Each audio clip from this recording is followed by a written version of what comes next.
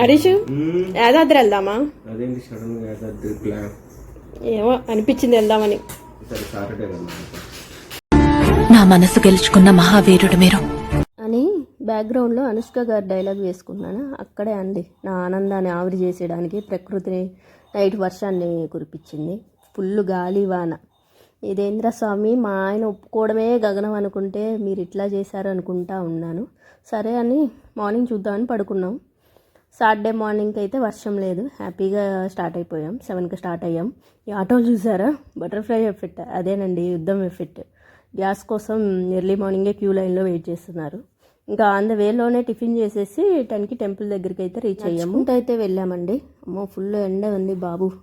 ఇంకా 12కి అయితే బయటకు వచ్చేసాం దర్శనం అయిపోయి. బస్సు ఉంటే ఎక్కేసి కిందకైతే వచ్చాము. అన్నప్రసాదం అయితే తినేసాము. ఇంకా అక్కడ నుంచి 2:30కి అట్లాగా స్వర్ణగిరి అయితే స్టార్ట్ అయ్యామండి. అక్కడ దర్శనం చేసుకొని ఎండ ఉందని చెప్పి కాసేపు వెయిట్ చేసి 4:30 to 5కి అట్లా స్టార్ట్ అయ్యి రిటర్న్ అయితే 6:30కి వచ్చేసాము.